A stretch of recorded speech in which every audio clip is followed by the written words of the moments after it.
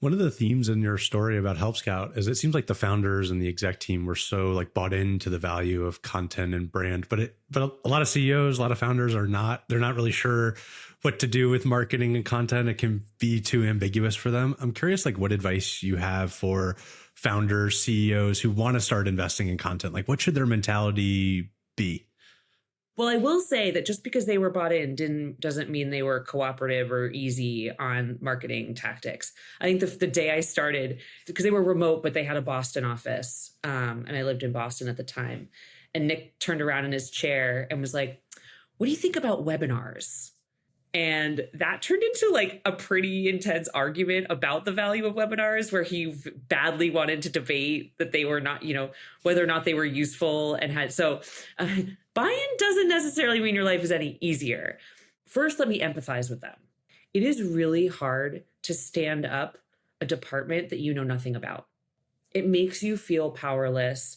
It makes you feel like you wouldn't even know the right answer if it hit you on the face. And I think I've experienced that myself in the past. So that's number one. It's like, how do you set something up to succeed that you don't know the mechanics of and how even to measure it?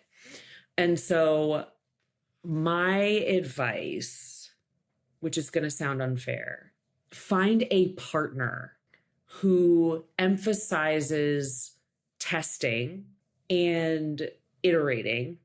Start with your metric. Like start with an objective, a measurable objective. You have to in the early days. Otherwise, you're going to drive yourself crazy trying stuff and it's all going to fail because you're going to do it wrong in some way.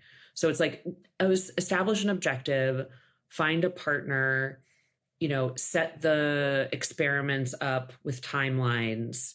And that way you will start learning as they are executing. And so it's sort of like teaching through progress, I guess, because it's going to be hard no matter what. And the other thing is you need to be measuring progress along the way because you need to stick with some stuff to see it working first. If you're not doing, paid media or, paid search, it's like it is going to take a little bit of time to show those signals. You need interim progress milestones to let you know you're on the right track. Yeah, I found in my own career at Lattice, I mean, Jack was very bought into marketing in general, but he would constantly challenge different things. And I think what I did decently well was just bring them along for the ride, like make little decks or presentations or in one-on-ones, talk through like, what does it mean to invest in organic traffic? What does it mean to invest in brand? Here's the pros and cons, and like try and be like almost like internal teacher and educator of the like dynamics of a certain channel and the pros and cons of it. And then, to some degree, they got to take a leap of faith. But as long as the metrics are generally heading in the right direction and you anchor on something, I think it generally works. But it can be very hard, especially if your CEO is like completely suspect of all marketing, which I think happens at times. Yeah. And it's like the metric is all you've got. If there's no other marketer on your team and you've got to stand this up, either hire that first marketer or, work with an agency, it's like, you need something to ground you and make you feel confident. And that's where the metric is so important. At least with that metric, you can see, oh, this is working or this is not. And no amount of bullshitting from anybody. They can give you excuses all day long, but it's like you either move the needle or you didn't.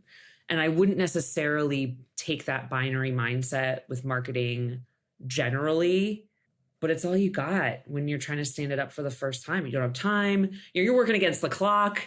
You're working against, budget. And so, and showing progress so you can get the next round. It's like, keep it simple. Yeah. And don't talk to too many people too. Sorry. Just like, if you talk to too many people, you're going to talk yourself into insanity. Like just decide on something, commit, and move forward. You'll learn. Totally agree with that. Because I think I've noticed again and again, Jack would talk to somebody and then I would have like, oh, what about this thing? What about that thing? What about this thing? And it's like, it works if you stick with channels work, if you stick with it and you nurture the channel. And then there's no silver bullets. There's no quick win. There's nothing anyone's missing, right? It works because you do a podcast episode every week for 5 years, right? That's why that works or why a webinar works. It's like you stick with it and you learn the channel. But if you're just constantly hopping between different campaigns, different channels, it'll never work. Never. So it's a really and interesting that's what dynamic. Sort of happened towards the end of my time when our CMO left and we were sort of in between marketing leader And, my metrics kept changing. And all of a sudden they're like, Devin, you're underperforming. I'm like, it's like, but that's what happens, right? When you change your mind too much, it's just like, okay, now we're switching to this. Now we're switching to that. It's like, first you have to come up with a strategy for each one, then start doing it. And so, yeah, the agree, commit, and then consistency